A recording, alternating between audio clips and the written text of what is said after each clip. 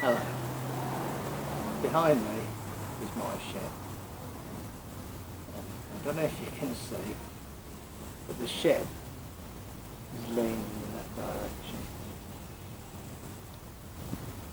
So what I'm going to try and do is put a bracket up there, the bracket down there, put a ratchet strap on and see if I can pull it straight.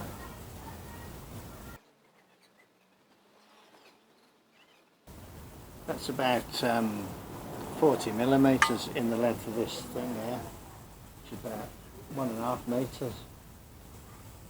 So let's see if I can improve it. I've got this bit of stuff that's used with Unistrut.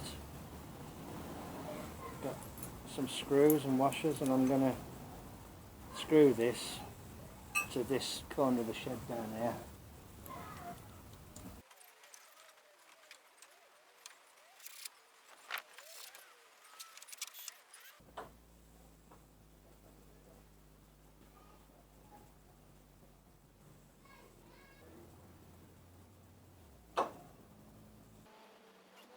Well, we'll have to see how that goes, won't we?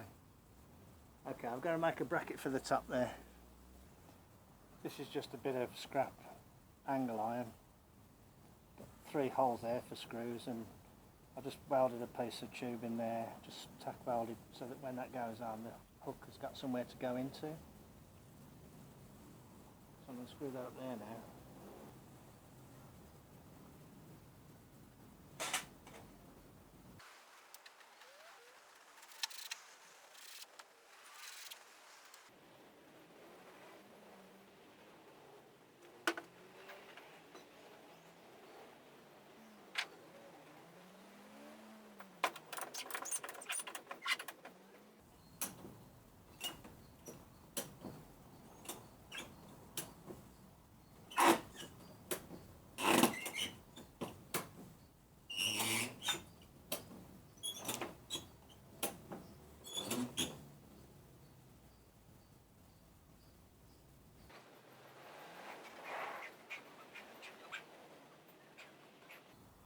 You ain't going to believe it, but just those sort of 4 or 5 pulls I just gave it has pulled it straight. Flying ants, 2 flying ants have just bounced off my head. It looks straight, doesn't it?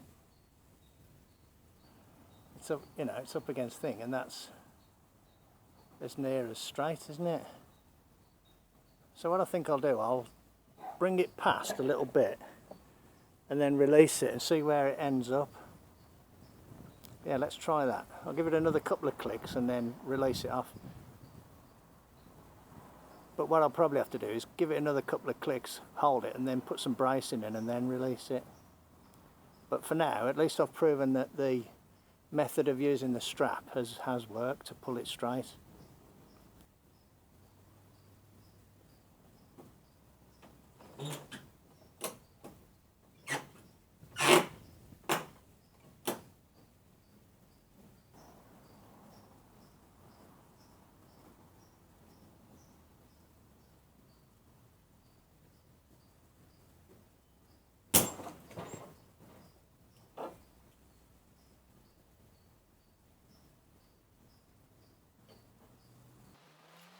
I can't wait to see the video to see how much it's sprung back.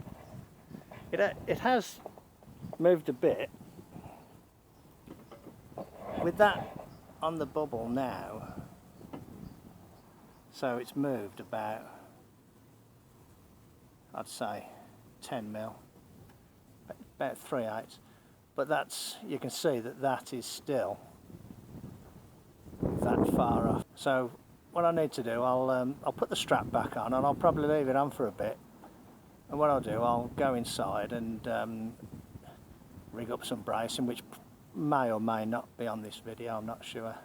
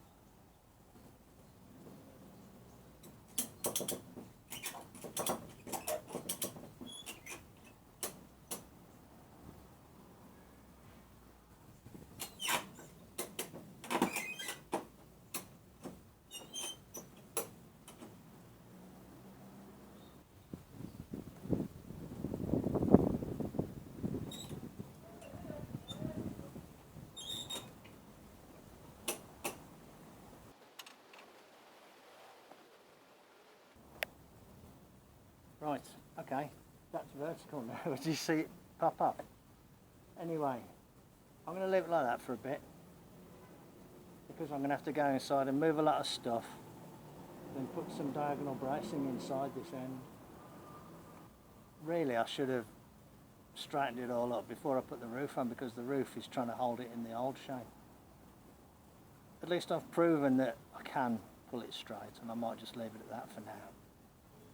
Okay, thanks for watching, thanks for subscribing, don't forget to click the button, don't forget to click like. I know I'm only messing about, but you know, that's what we do, innit? Mess about. Some things work, some things don't. At least I didn't get the strap in my teeth when it flew off. Okay, cheers then, bye. Right, I don't know if you can see, but I've put two struts in there, in the first two spaces. It's a bit dark. Basically, I screwed a block to the vertical piece,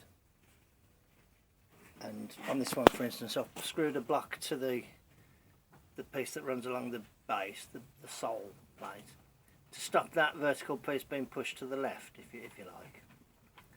And then I've put a piece in at an angle on both, and then screwed a piece on to kind of stop it sliding up the vertical post. And I've just put those two in and let go of the ratchet, and as it's let go, it's now, that's about right, I would say, but that's probably about 10 mil there on the piece of wood. I mean, it was there like that, so it's about there now, so that's not bad really, is it? So what I'm going to do, I'm going to take up the tension again and work my way along and put another two supports in and see if with four it helps. If not, I'll go for the fifth, but to get the fifth one in, it's going to be harder because the compressor's in this corner and it's a bit harder to move.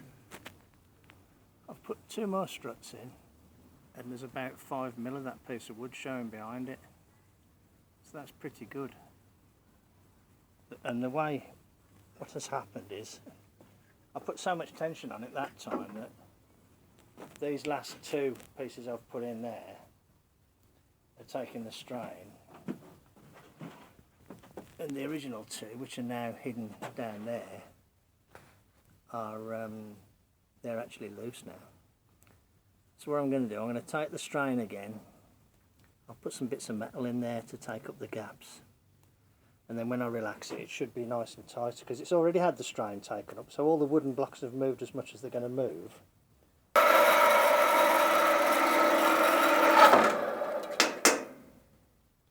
Right, let's see how that goes. There's, oh, you can't see it. Maybe you can just see it. I put the two things in there, and there's one in there, and an extra little bit of shimming made from a cut-off disc. So I think I might have gone a bit too far really, but it's getting a bit late now, so I can always make an adjustment. Okay, let's see what happens then when I let go of the. It's virtually dark now. Yeah, we're that side of it. I have come out too far, look, quite more. But I think the overwhelming lesson is if you have a new shed delivered, it would have been a good idea to have gone in and put extra diagonal bracing in. I mean, if I was coming in from scratch, I'd have them going some that way and some that way, you know, to keep it rigid and not compromised by sort of where I've got the shelf and windows and things for now. So thanks for watching, thanks for subscribing, don't forget to click like. I know it's something a bit different. So anyway, normal service will resume as soon as possible. Cheers then, bye. Right, I just re-shimmed it, but that is absolutely spot on. What I did, I'd shimmed it too much. So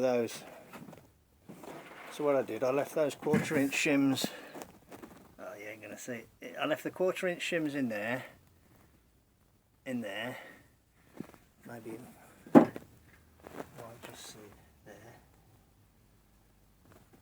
I know my angles aren't exact, but the 1/4 inch shims were too much at the top of there, so I put them down at the bottom there, so it's a different angle, so it has less effect. That's tight. Yeah, they're all tight. So they're all sharing the load. Okay, I'm going to call that good. You know the drill. Like, subscribe, etc.